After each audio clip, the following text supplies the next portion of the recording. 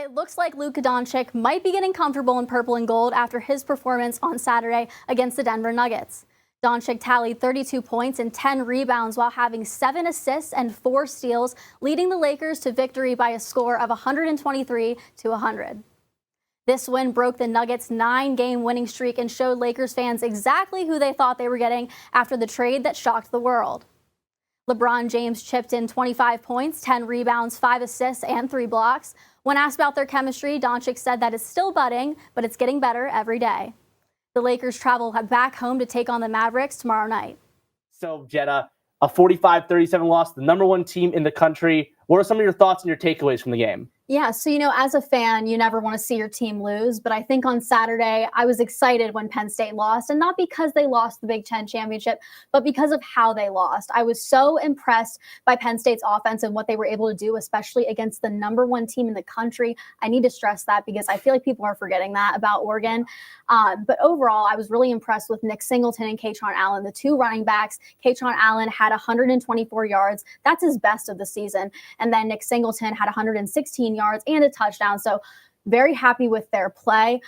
Whenever the score was 28-10 in the second quarter, I thought this game might be over. You never know. But they were able to bounce back. And I think that just goes to show the grit that this Penn State team has this year, how they're different. And also Drew Aller, he's looking really good as well. He looks more comfortable in his spot.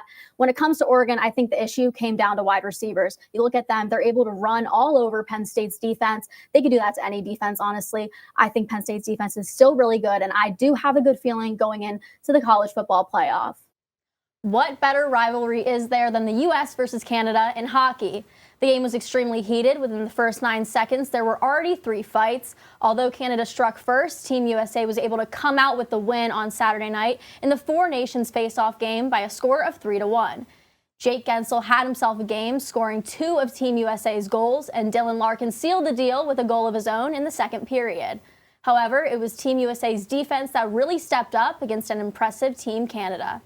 This win clinched the USA spot in Thursday's tournament final in Boston, where they could play any of the 3 teams depending on Tuesday's results. They won the Super Bowl, okay? Guys need to get paid. They need to get out of there. Stuff needs to change. But I still think that the Eagles are a really solid team. Saquon Barkley re-signed. Love to see it, especially Zach Bond as well. Like you mentioned, both being all pros.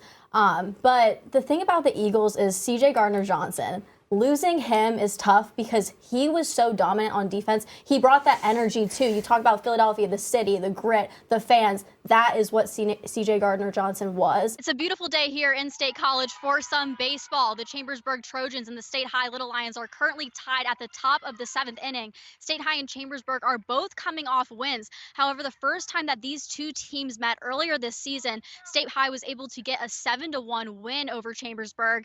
However, Chambersburg's pitching staff since then has been outstanding, allowing less than 4 runs per game. So State High knew going into this game that hitting was going to be a struggle. That's all we've got for you. Now back to you guys at the desk. The BG boys also made a run in the tournament, getting to the second round against South Allegheny. Now it's late in the first quarter. Hamilton Gates gets it far wing, drives and protects, and gets the and one. It's 12-9 BG. Second quarter, BG still leading. Gladiators missed a 3, and Nick Four saves it on the baseline. Then Torian Consiglio lobs it for Gates, and he flies through the air for the tip finish. With seconds left in the half, Cameron Epps flashes open and drains the buzzer beater 3. Listen to that. And that made it 28-26 Gladiators. Now this is where it gets wild right here. First, Drew Cook goes for the reverse. It's no good. And then Troy Ruggery on the fast break gets blocked by Jack Jakowski. Camden Lewis heaves it back the other way to Cook. He gets another chance at the reverse. What a series of plays there.